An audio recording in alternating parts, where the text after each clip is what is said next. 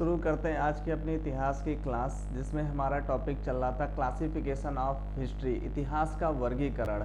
और इस इतिहास के वर्गीकरण में हमने प्राग इतिहास काल का वर्गीकरण, आदि ऐतिहासिक काल का वर्गीकरण और ऐतिहासिक काल के वर्गीकरण में प्राचीन भारत और मध्यकालीन भारत का वर्गीकरण पढ़ चुके थे। इसके बाद आज का हमारा टॉपिक है आधुनिक भारत का वर्गीकरण और आधुनिक विश्व का वर्गीकरण। आधुनिक भारत का वर्गीकरण।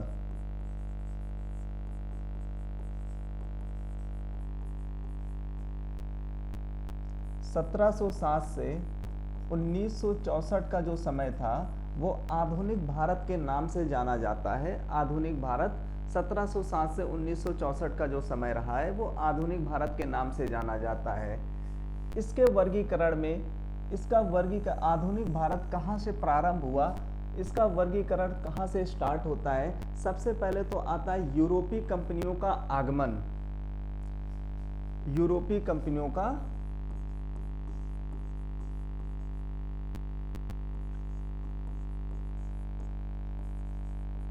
आगमन। उसके बाद हमारा आता है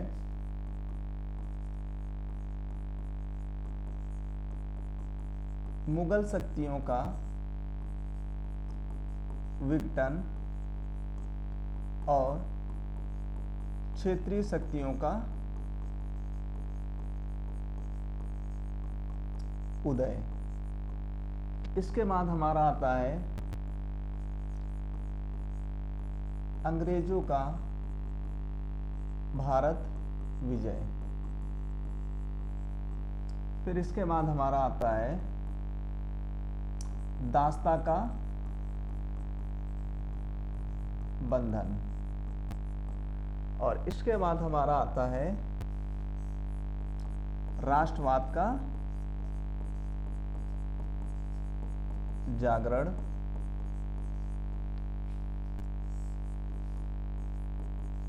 स्वतंत्रता संग्राम की गतिशीलता और अंत में आता है स्वतंत्र उत्तर भारत।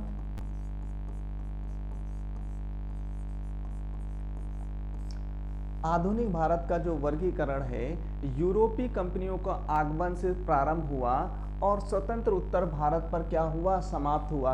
ये जो समय रहा है पूरा 1707 से 1964 के बीच में का समय रहा है, यूरोपीय कंपनियों के आगमन से और स्वतंत्र भारत के समय तक जो समय रहा है उसी को हम आधुनिक भारत के नाम से जाना जाता है।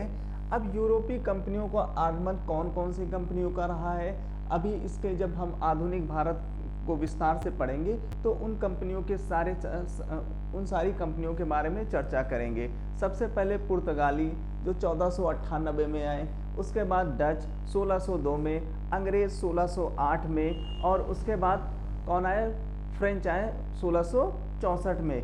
ये जो सारी विदेशी कंपनी आई थी भारत में व्यापार करने के उद्देश्य से आई थी, लेकिन धीरे धीरे ये कंपनियां भारत में अपना प्रभुत्व जमाने लगी, स्थापित करने लगी और भारत पर अपना शासन बनाने लगी। और इन शासन बनाने के क्रम में उस समय भारत पर जो शासन कर रहे थे, जिनका साम्राज्य चल रहा था, वो मुगल साम्राज्य था। और धीरे धीरे मुगल साम्राज्य की शक्तियों का क्या करने लगे, अपने हाथ में लेने लगे, उनका विघटन करने लगे। और इसी क्रम में जो क्षेत्रीय शक्तियां थी वो धीरे धीरे निकल करके सामने आ रही थी, उभर करके सामने आ रही थी। वो चाहे अवध हो, बंगाल हो, कर्नाटक हो, हैदराबाद हो, ये सभी छोटी छोटी शक्तियां उभर करके सामने आ रही थी। अंग्रेजों का भारत पर विजय प्रारंभ हो गया, छोटे छोटे क्षेत्रों को वो जीतने लगे, चाहे वो कर्नाटक हो, बंगाल को जीत लिया। प्लासी के युद्ध 1757 में, 1964 के बक्सर के युद्ध में पूरी तरीके से बंगाल पर अपना अधिकार जमा लिया। दासता का बंधन क्या है, अंग्रेज भारत पर ऐसी सामाजिक, आर्थिक और राजनैतिक नीतियां बनाने लगे जिससे भारत का क्या होने लगा, शोषण होने लगा। और इसकी प्रतिक्रिया में अब ये आधुनिक भारत आ गया था। अब शोषण नहीं सह रहा था, भारतीय लोग शोषण को नहीं बर्दाश्त कर रहे थे और इसके विद्रोह में 1857 का विद्रोह हुआ, जिसे स्वतंत्रता संग्राम का प्रथम विद्रोह भी माना जाता है। इसी के समय नेशनलिज्म, राष्ट्रवाद की भावना जागृत हुई और इसी राष्ट्रवाद के जागरण में 1885 में A.O. ह्यूम द्वारा कांग्रेस की स्थापना बनाई गई और स्वतंत्रता संग्राम की गतिशीलता आगे बढ़ी और यही कांग्रेस दो दलों में विभाजित हो गया, गर्म दल और नरम दल में। उसके बाद क्या हुआ, स्वतंत्रता के बाद का भारत का निर्माण हुआ, ठीक है, और उसमें जो तत्कालिक कारण थे उस पर ध्यान दिया गया। इसके बाद हमारा जो अगला टॉपिक है वो क्या है, आधुनिक विश्व। इसी समय आधुनिक विश्व को भी हम समझ लेते हैं, इसका वर्गीकरण कैसे रहा है। आधुनिक विश्व को अध्ययन की दृष्टि से 3 पार्ट में डिवाइड किया गया है। एक 14वीं सदी से 16वीं सदी के बीच का समय, दूसरा 1750 से 1900 के बीच का समय और तीसरा 1900 से 1950 के बीच का समय। ये 3 कालखंडों में आधुनिक विश्व को डिवाइड किया गया है। एक 14वीं सदी से 16वीं सदी तक और दूसरा 1750 से 1900 तक और तीसरा 1900 से 1950 के बीच का समय। ये 3 कालखंडों में इसे आधुनिक विश्व को डिवाइड किया गया है। अब ये तीनों अलग अलग कालखंडों में अलग अलग घटनाएं घटित हुई हैं। उन घटनाओं के नाम समझ लेते हैं, क्या क्या घटनाएं हुई हैं। 14वीं सदी से 16वीं सदी के बीच में पुनर्जागरण हुआ,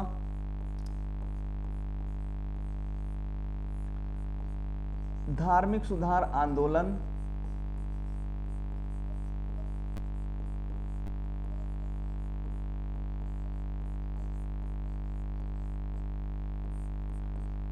भौगोलिक खोज अभियान।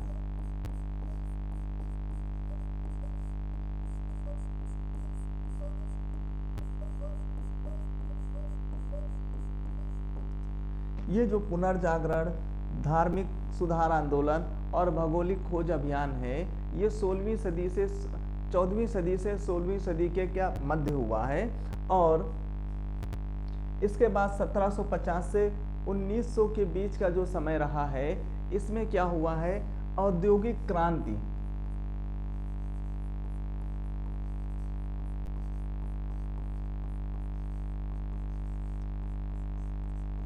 औद्योगिक क्रांति का प्रारंभ कहाँ से हुआ था? औद्योगिक क्रांति का प्रारंभ इंग्लैंड से हुआ था और धीरे धीरे ये क्या होने लगा, पूरे विश्व में फैलने लगा। औद्योगिक क्रांति के बाद आई अमेरिका की क्रांति।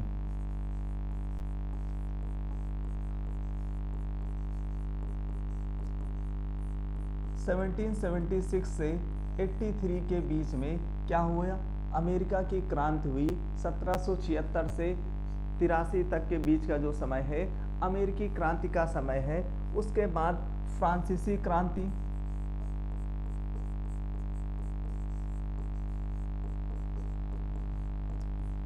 सेवनटीन 89 में क्या हुआ, फ्रांसीसी क्रांति। उसके बाद राष्ट्रवाद का उभार।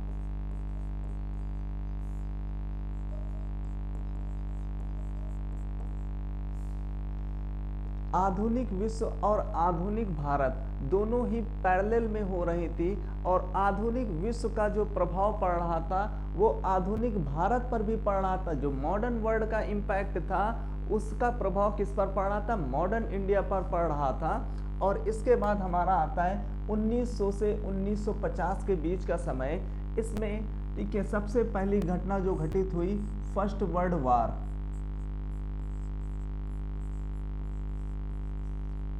प्रथम विश्व युद्ध।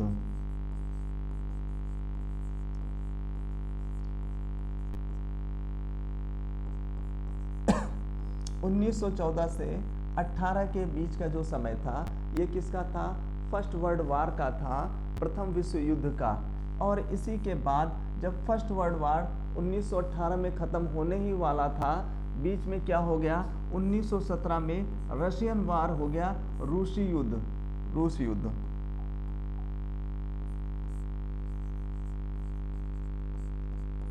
उन्नीस सौ 17 में क्या हो गया, रूस का युद्ध हो गया, रूस युद्ध हो गया। इसके बाद प्रथम फर्स्ट वर्ल्ड वार होने के बाद, ठीक है, ये अनुमान लगाया गया कि भविष्य में आने वाले समय में इतना भयंकर युद्ध कभी नहीं होगा, लेकिन फिर ऐसी परिस्थितियां बनी, सेकेंड वर्ल्ड वार भी हो गया। द्वितीय विश्व युद्ध भी हो गया 1939 से 45 के बीच, 1945 के बीच का जो समय रहा है, ये क्या था, सेकेंड वर्ल्ड वार का समय था। ये प्रथम विश्व युद्ध से भी भयानक युद्ध कौन सा हुआ है, सेकेंड वर्ल्ड वार। और इन दोनों विश्व युद्ध के बीच में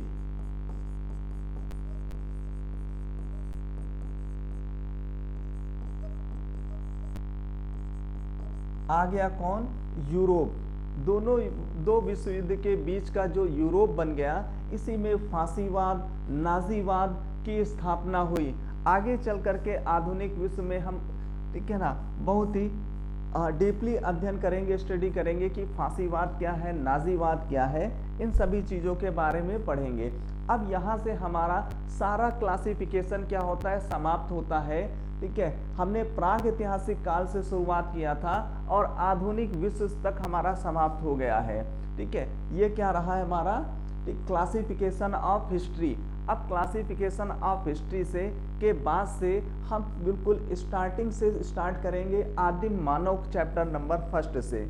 आदिम मानव में सबसे पहले तो हम समझेंगे कि इतिहास को समझने के कौन कौन से स्रोत होते हैं, इतिहास को हम कैसे समझते हैं। हम ये जानते हैं कि प्राचीन समय में जब प्राग ऐतिहासिक काल था, तब वहाँ पर लिखित कोई भी भाषा नहीं होती थी, ठीक है, लिख करके नहीं पढ़ा जाता था। तो उसको समझने के लिए हम इस चीज़ को कैसे समझते हैं कि वो, ठीक है, प्राग ऐतिहासिक काल का है, आदि ऐतिहासिक काल का है, या फिर ऐतिहासिक काल का है। जब प्राग ऐतिहासिक काल का समय था, कोई भी लिखित भाषा नहीं थी, लेकिन जब आदि ऐतिहासिक काल का समय आया, लिखा तो गया लेकिन उसे पढ़ा नहीं गया, लिखा तो गया लेकिन पढ़ा नहीं गया। लेकिन जब ऐतिहासिक काल का समय आया तो वो लिखित भाषा भी हुई और उसे पढ़ा भी जा सका। इन सभी, अब ऐसे स्रोतों को जिन्हें पढ़ा नहीं जा सकता है, उन्हें पुरातात्विक स्रोत के नाम से जानते हैं, और जिन्हें पढ़ा जाता है उन्हें लिखित भाषा के स्रोत या फिर साहित्यिक स्रोत के नाम से जानते हैं। इन सभी के बारे में हम बहुत गहरे से डीपली अध्ययन करेंगे अपने फर्स्ट चैप्टर से। एक बार इनका फिर से हम रिवीजन कर लेते हैं, सारे कालखंडों को एक साथ रिवीजन कर लेते हैं। ठीक है, इतिहास को कितने कालखंडों में डिवाइड किया गया है? इतिहास को मेनली 3 कालखंडों में डिवाइड किया गया था, प्राग ऐतिहासिक काल, आदि ऐतिहासिक काल और ऐतिहासिक काल में। प्राग ऐतिहासिक काल,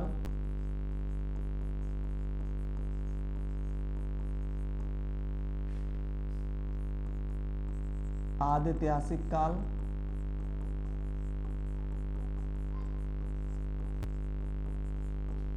और ऐतिहासिक काल।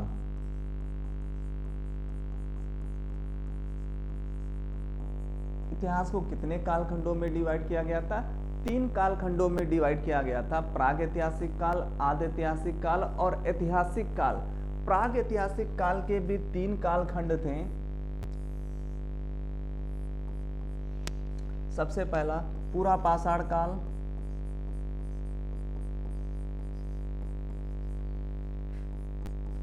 मध्य पाषाण काल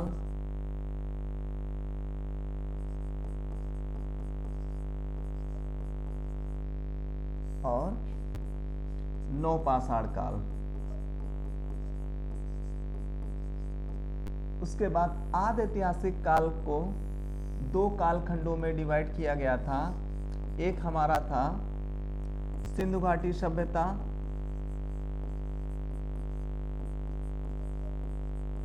नवपाषाण काल। 2 कालखंडों में डिवाइड किया गया था, एक हमारा था सिंधु घाटी सभ्यता, 1 हमारा था सिंधु घाटी सभ्यता। 2 कालखंडों में डिवाइड किया गया था, एक हमारा था सिंधु घाटी सभ्यता, 2 कालखंडों में डिवाइड किया गया था, एक हमारा था सिंधु घाटी सभ्यता दूसरा हमारा था वैदिक सभ्यता। वैदिक सभ्यता को भी दो कालखंडों में डिवाइड किया गया था, ऋग्वैदिक काल और उत्तर वैदिक काल में। ये क्या था हमारा प्राग ऐतिहासिक काल और आदि ऐतिहासिक काल का वर्गीकरण। इसके बाद हमने पढ़ा था ऐतिहासिक काल का वर्गीकरण।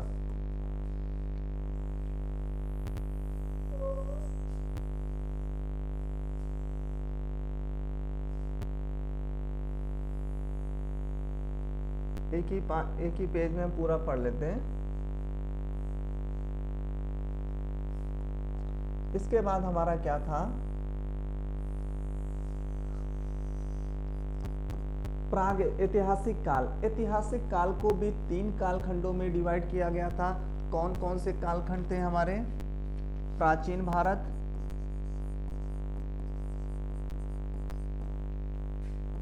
मध्यकालीन भारत,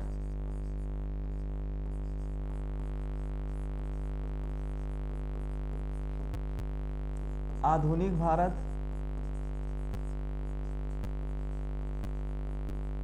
और आधुनिक विश्व में। आधुनिक भारत और आधुनिक विश्व के बारे में अभी हमने चर्चा किया है, ठीक है। ये कालखंड थे। अब प्राचीन भारत को कौन कौन से कालखंडों में बांटा गया? सबसे पहला महाजनपद काल। सबसे पहला हमारा कौन सा है? महाजनपद काल। उसके बाद मगध साम्राज्य, उसके बाद हमारा मौर्य काल, फिर मौर्योत्तर काल,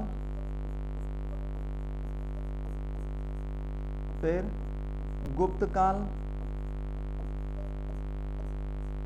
और उसके बाद हमारा आता है हर्षवर्धन काल। उसके बाद हमारा सबसे अंत में प्राचीन भारत में कौन आता है? हर्षवर्धन काल।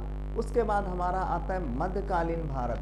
मध्यकालीन भारत को दो पार्ट में डिवाइड किया गया था, एक 8वीं सदी से 12वीं सदी तक और 12वीं से 18वीं सदी तक। ये क्या था हमारा? मध्यकालीन का भारत था। मध्यकालीन भारत, ठीक है। 8 से 12 और 12 से 18, ठीक है। 8 से 12 में क्या था? उत्तर भारत, दक्कन और दक्षिण भारत। और जबकि 12वीं से 18वीं सदी में भी क्या था? उत्तर भारत, दक्कन और दक्षिण भारत। लेकिन इन दोनों में डिफरेंस ये था कि 8वीं सदी से 12वीं सदी पर उत्तर भारत, दक्कन और दक्षिण भारत में अलग अलग राजाओं का साम्राज्य हुआ करता था और 12वीं से 18वीं सदी तक उत्तर भारत, दक्षिण भारत और दक्कन में अलग अलग राजाओं का साम्राज्य हुआ करता था। सबसे पहले उत्तर भारत 12वीं से 18वीं सदी में दिल्ली सल्तनत, दक्कन में विजयनगर साम्राज्य और दक्षिण भारत में कौन था हमारा? देवगिरी के यादव, चेर, देवगिरी के यादव, वारंगल के काकतीय और होयसल, ठीक है ना। इनका साम्राज्य 12वीं सदी से कहां तक था? 18वीं सदी तक का जो समय था वो किसका था? जबकि यहाँ पर कौन था? उत्तर भारत में राजपूत हुआ करते थे और दक्षिण भारत में चेर, चोल और शाही चोल का साम्राज्य हुआ करता था। इसके बाद आधुनिक भारत में हमने पढ़ा है, आधुनिक भारत में सबसे पहले यूरोपीय कंपनियों का आगमन हुआ। उसके बाद किसका हुआ? मुगल शक्तियों का विघटन होने लगा, छोटी छोटी क्षेत्रीय शक्तियों का उदय होने लगा। उसके बाद अंग्रेजों का भारत विजय होने लगा, ठीक है। कर्नाटक का युद्ध होने लगा, प्लासी का युद्ध, बक्सर का युद्ध 1757 का प्लासी का युद्ध और 1764 का बक्सर का युद्ध। फिर उसके बाद बंगाल पर अधिक्रमण, बंगाल पर प्लासी का युद्ध और बक्सर के युद्ध में पूरी तरीके से बंगाल को क्या कर लिया, विजय कर लिया। उसके बाद दास्ता का बंधन हुआ। दास्ता का बंधन का मतलब ये है कि अंग्रेज भारत पर ऐसी ऐसी नीतियां, सामाजिक, आर्थिक और राजनीतिक नीतियां बनाने लगे, जिससे क्या होने लगा, भारत का शोषण होने लगा। और इसकी प्रतिक्रिया में 1857 का विद्रोह हुआ। आगे चल करके राष्ट्रवाद का उदय हुआ। इस राष्ट्रवाद के उदय के क्रम में 1885 में किसकी स्थापना हुई, कांग्रेस की स्थापना हुई। और स्वतंत्रता संग्राम की गतिशीलता और बहुत तेजी से बढ़ने लगी। आगे चल करके यही कांग्रेस दो गुटों में टूट गया, नरम दल और गरम दल में। और इसके बाद हमारा भारत बना स्वतंत्र उत्तर भारत, स्वतंत्रता के बाद का भारत, ठीक है। और इसी पैरेलल में किसका आ जाता है, आधुनिक विश्व आ जाता है। आधुनिक विश्व किस में आ जाता है, 12वीं से 14वीं शताब्दी तक जो समय था। और उसके बाद 1750 से 1900 और 1900 से 1950 के बीच का जो समय था वो आधुनिक विश्व के नाम से जाना जाता था। जबकि आधुनिक भारत 1760 से 1964 के बीच का समय आधुनिक भारत के नाम से जाना जाता था, ठीक है। आधुनिक विश्व में सबसे पहले 12वीं से 14वीं शताब्दी तक क्या हुआ, पुनर्जागरण, धार्मिक सुधार आंदोलन और भौगोलिक खोज अभियान हुई। उसके बाद क्या हुआ, 1750 से 1920 के बीच 1950 का समय, 1750 से 1900 के बीच का जो समय रहा, उसमें औद्योगिक क्रांति, अमेरिका की क्रांति 1776 से 83 के बीच में। उसके बाद क्या हुआ, राष्ट्रवाद का उभार हुआ। और उसके बाद हमारा क्या हुआ, फ्रांसीसी क्रांति हुई 1789 में। जबकि 1900 से 1950 के बीच का जो समय था, फर्स्ट वर्ल्ड वार, प्रथम विश्व युद्ध हुआ 1914 से 1918 के बीच में। उसके बाद रूसी क्रांति हुई 1917 में। सेकेंड वर्ल्ड वार हुआ 1939 से 45 के बीच, ठीक है, सेकेंड वर्ल्ड वार। और दो विश्व युद्धों के बीच का यूरोप, ठीक है। इन सभी चीज़ों के बारे में ये हमारा क्लासिफिकेशन था, वर्गीकरण था। इतिहास को हमें इसी क्रम में पढ़ना है। कहाँ से, प्राग ऐतिहासिक काल। लेकिन प्राग ऐतिहासिक काल से भी पहले हमें कुछ पढ़ना है, इतिहास के स्रोत। इतिहास के स्रोत, सोर्स ऑफ हिस्ट्री। इतिहास की जानकारी हमें कहाँ से मिलती, कैसे मिलती है, इन सभी को हम पढ़ते हैं नेक्स्ट चैप्टर में। मिलते हैं नेक्स्ट वीडियो में। कल की क्लास में हम स्टार्ट करेंगे इतिहास का पहला चैप्टर।